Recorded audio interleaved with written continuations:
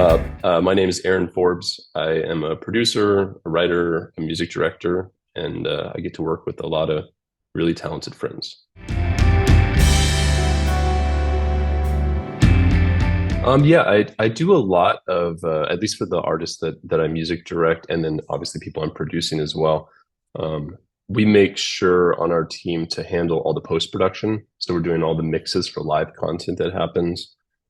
So everybody within the world, the ethos that we work in, it's obviously Billy, Finneas, Conan Gray, um, gosh, I mean like everything. David, D4VD David, everything since I've had the Lynx has been used, on all of those projects.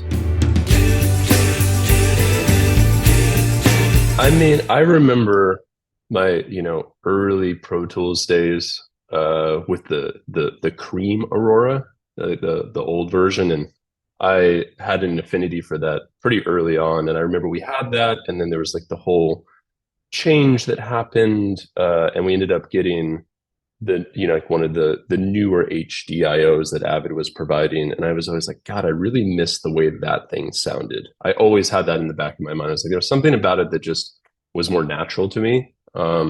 I have used a lot of different interfaces. I have used Apogee, I have used Universal Audio, I have used Antelope. Um, I guess with the interface, I'm just looking for something that is not hyped. And I think everything has its own shape and dimension, and some provide like more depth, but it doesn't feel like I'm sitting there and playing an acoustic guitar. And being a guitar player first, I remember when we got the Aurora in and put it in our main room where we do a lot of the tracking. I remember cutting an acoustic guitar and putting an idea down and being like, oh, I don't have time to do this, but I have to put this down and we'll come back to it. And then I was in our second room where I had a different interface, and I was like, okay, cool. I gotta track that down, double it, do all this stuff. And I remember pulling up the same mic, same pre, different interface, and playing it and going, gosh, like what's wrong? Like this sounds so different. This doesn't have like the presence, the weight, the mid range, all the stuff that was like really natural to me. And like pretty quickly, I was like, oh, I probably should just go back. I walked back into the other room, plug my laptop in, cut it really fast. And I was like, there you go. It's like, if you get a great signal, a great source, like you don't have to EQ it as much. You don't have to compress it as much. So for me, all the Lynx stuff it's just natural, I guess. It's not hyped. And that would be my preference, just great presence. So the Aurora is plug. It's in our main room where we have an SSL, a small SSL desk. And the idea behind that was, let's just get all 24 channels like always up on the desk. So the drums in our live room are always mic'd, and I have a template and just pop it in. If you put some drums on, it's just like there. And that's just been a great workflow resource, to do for a wide variety. We do live, tapings, shoots at our studio because we have a large live room. So we'll do, with artists that we work with, we'll do that. And yeah, the Aurora it fit right in. We are all Logic users, and Ableton. I'm a Pro Tools user from yesteryear. Like I used to use Pro Tools, and I still use Pro Tools all the time.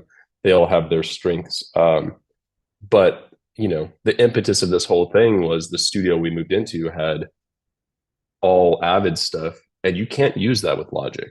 It just doesn't. It does not play nice at all. And I was like, you got to get that stuff out of here and put something in that's an equal opportunity for all DAWs and platforms. I want somebody to be able to walk into the studio, take a thumb drive, load the driver if they don't have it, or and just plug in and go. I don't want it to be like, oh, this kind of works, and oh, you have to get this thing. And I think that's it. That's what keeps people away from larger format studios in today's day and age. People just don't have the patience for that. So that's, I guess, where we started with the idea of like, okay, we need to find a different interface. So we got the Aurora integrated. which is really great, and immediately just plugged it in and was like, sounds good, love it, and started working, cutting drums, same, just I don't know, it sounds much more like analog and impact and all the things that I like. So that was that piece of the puzzle. And then the other piece of the puzzle is that I wanted something that was even further down the line.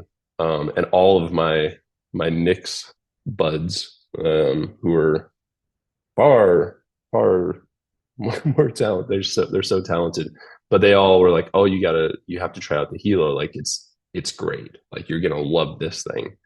And I was like, "Okay, well, might as well do both at the same time." So I took that unit and put it in the B room, which is more treated, more focused, and I run that guy AES into my PMC, like large PMC speaker setup, with dual subs and everything. And that guy has been great because the two channels allow me to print back in through the Hilo. And honestly, it's like even for writing sessions, you don't really need more than two channels ever anyhow. So I have it all just in a patch bay, and I can very easily, they're normaled, so I can either just leave it as is and it just, my summing unit goes directly back into the Hilo, or if I break that and I just put it into one of the preamps, like it's just a very functional, simple setup. Um, so I've been using that. And I guess what I would say about the Hilo, but that's different than the Aurora, is while the Aurora has like all the natural weight and mid-range, I always think mid-range is the key there, because it doesn't do like the top end hype that other interfaces conversion does. That, like, I don't always want that. You can add it, but it's weird when you start taking it away to me.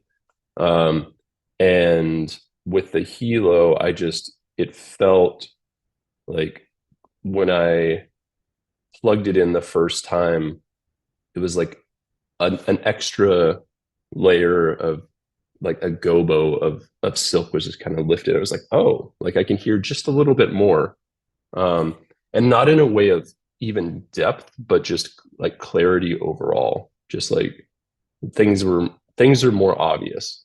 And that's, I guess, all we're ever looking for, is like it's just a one step closer to being like, here's an issue, here's an issue. This fits together better if you do this, this, and this.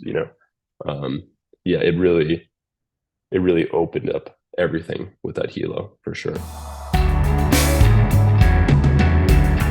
Yeah, totally. I mean, it's I would say that technology is where it's at now is our greatest advantage and our worst enemy, because when it's great, it's really great. I mean, the stuff that we pull off, is shocking, with networks and all these. I mean, so much stuff run together and it all is speaking. It's just when it doesn't work, it's a huge drag, and it's problem solving, and it breaks down the workflow and it stops any progress. It can really derail a thought or a day. I mean, like you could, in the course of 15 minutes, derail an entire day trying to fix something. Um, so yeah, for me, I would say that the interfaces have been pretty solid in terms of like within the studio, being confident, to be able to plug in and be like, this is going to do what I need it to do. And the worst case is I have to restart my laptop because I was plugged into something else. Like it's like a very straightforward, there hasn't been any like catastrophic, like, oh no, the driver's completely not working anymore, like I have to download a new one. Like none of that stuff has happened, which I do think happens with other interfaces. They're always like releasing new drivers and all these different pieces of the puzzle. And through that process, you're like, oh, you shouldn't have updated to that one because, I mean, it does have this one weird quirk, and it's just like, it's so frustrating, so beyond frustrating. Yeah, of course. I'm very deeply invested in immersive audio. And I use the word immersive because I don't think that any of the things in their current state are necessarily the end all of where we're going. And I think it's important to it's nice to just refer to it as a broad world because there's so many different people vying for a position. And obviously right now Atmos is way at the forefront and has made huge strides. And then you look at Apple and they have their spatial audio, and that of course is going to keep iterating and get better and better and better. For me as a Logic user, uh, obviously I have done, not obviously, but I have done a lot of projects now, like large format concerts in Atmos and done post production. I love it to death. I'm like one of these people that was like, I don't get it. I think this is ridiculous. To like one hang with some people, and they played me a bunch of things, and I listened to Sonos speakers, and we listened to so many different versions of immersive audio. And I was overnight, I was just like, cool, like this is it. Like this is absolutely where we will end up one day. And the roadblock is how you get the consumer to experience it. And where we stand right now is like these AirPods are the most easily consumed space, which is spatial audio. Um, Big challenge is if you look at a Atmos rig and the matrix and all the wild things that have to happen to get it to print and like go to different computers, and it's so painfully complicated, and it shouldn't be that complicated. And I remember having a conversation with some friends, and we were talking about with Logic, which has it has its spatial render built into it. It's like you should just be able to, if you have 16 speakers or 10, it's just like this one goes here. It's like the interface should just go to them without any of the garbage in between. Like it should be easier than it is. So actually when we were at NAM and we stopped by the booth, and we were like the first thing that like I bumped into Mike and I was like, dude, so good to see you. I had been like just in chaos mode. And he was like, hey, check this out. We're about to release this thing. I was like, oh my God, like this is such an important step in to me in the right direction of just it being, you know, here's accessibility to what you already have. It's not some like you have to, purchase this extra thing to break it out into all the, it's just like, no, it's like it already has the tech to do so. So we're just going to allow you to plug it into all the speakers you need. I find that really exciting. I think that that's really, really cool. I've been experimenting with Trinov room correction as well. And I think it just fits into all those things quite well, where it's not an extra wild matrix system just to be able to do a basic functionality. Pretty exciting stuff. I'm definitely, because I do want to get some sort of a immersive setup or an Atmos setup in our current space, our new studios, and I think that this kind of allows a new way to that, probably that I haven't thought about. And honestly, you mentioning it right now, I totally forgot that I saw that, and I'm like, oh, I'm excited again. I'm like, cool. We'll have to explore what's possible with that, but definitely exciting.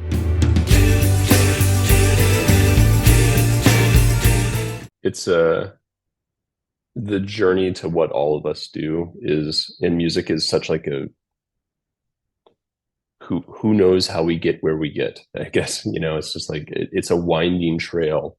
I've Early on I was a guitar player. I moved to LA and went to USC in the music department.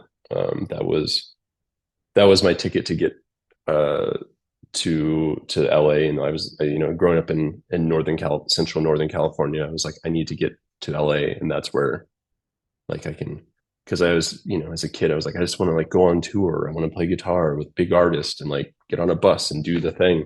Early on I had a close friend um, who we were in the same class, and I think it probably can't remember exactly when this would have been, but anyway, he got a call. He couldn't do something. He's from LA, so his network was even bigger, was already like from being a kid and doing everything that I was doing up north down here. And he was just like, yeah, you should call Aaron. Like he can totally do that. And the person called me, and it was a really, for me, a huge opportunity. It was in like I was asked to music direct and tour with a new artist that was signing to Interscope. Justin Timberlake had found her, and it was just like, can you do this? We're leaving in 2 weeks. We're going to go out opening for, the Black Eyed Peas and Lady Gaga and all these stuff. And I was like, absolutely, and I was terrified, of course. But I was like, sure, no problem.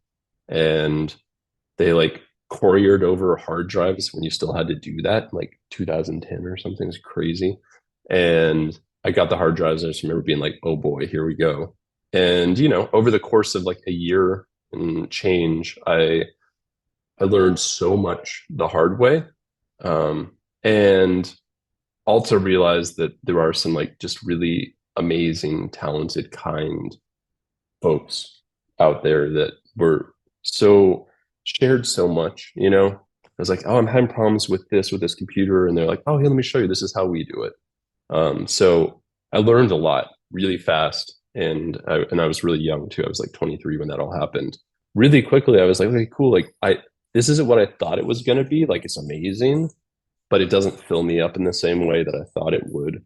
And I reconnected with a friend from college, and he was in the film scoring department. And when I got back to LA, we started just working on a lot of like small online content commercials and stuff. He had a great network. He was from Chicago area, and we were just scoring tons and tons of small things. And I was like, this is fun. Did that. We did a lot of work together. Eventually moved into a studio with a very close friend, a mentor who brought me up, and offered me so much. This guy, Tim Anderson, who's a great producer, a great dude. He was like, you can work. I'm like, I leave around 6. And if you want to work in the evenings. So we did. And I did that for a couple of years straight, like 6 until whenever, till sunrise. And really, I was there for like 6 months. And then Tim had me come in and play guitar on something. And that was the first time we collaborated together. And then right after that, it was just like, he started saying like, you should just come to my sessions, and just like kind of open the door to his whole world. And he was so much further along, and he was just like, join my sessions, just be in the room, which is the hardest thing to get, is like, to get in the room is the hardest part. And he was just like, be in the room, cut vocals, vocal produce, play guitar, like wherever you can contribute. And it was great. And we did that for a few years. And he was so kind to offer that to me. And I learned so much about managing a room and managing people. And in the same way that I guess you manage a band with music directing, just did a ton of sessions with a bunch of amazing, like really amazing artists over the years. I mean, Billie and Finneas, like we all wrote a song together early on that came out. And like that was when we realized, I was like, oh my gosh, this is different. But it's like, worked with Halsey and Banks and like all these really just, Tim worked with always left to center very cool stuff, and King Princess, and just lots of really really fun projects. I was working with Banks on her second album, and we had like written something on her first album, and on the second album I was all in. And I started being like, oh, your live show like needs help. Like, can I help? It was just like very much though. It's the same thing with Billie and Finneas. Like they were about to play a show, and I was like, can I help? Like just in a very like, I want this to be good. I want this to be great because you're great. And what can I do to help? And I started, just anybody that I was working with in the studio, I started working on their live show too, because I had all the material and knew it really well. And that kind of became the ethos of the whole thing, is that, and I think that what's different about what I do and what we do, the people that I work with, the team that I've been building and friends that I work with, is that we're not necessarily music direction from the standpoint of live. It's actually from creation, and also having a ton of live experience. So it's just a different vantage point, I guess, of what we do, which is why now the projects that we work on, I would say that it's like a very boutique artisan approach where it's like we build the show, we're there. If there's any post production, we do it ourselves. We're not farming it out to other people, and we're just trying to do end to end, stay focused, find like really amazing talent that want to go that far and want to dig in that deep, and we will. It's really end to end, and that's a somewhat. I think it's just a a slightly different approach to something that could be parsed out into different pieces. And the more I've noticed, the more you break things up, and the more that you're like, this goes here and this goes here, you get the advantage of new ears, but sometimes you lose the intent. And if you're not really careful with an artist that's as specific as like Billie or any of these artists that are so talented that we work with, you can lose the intent really quickly just by not even having the opportunity to have a conversation of like, I know this seems unorthodox, or this is, but don't change it because it's right, you know. So yeah, we really that's like, I guess, the full scope of the journey till today. But it's been a very interesting journey, to say the least.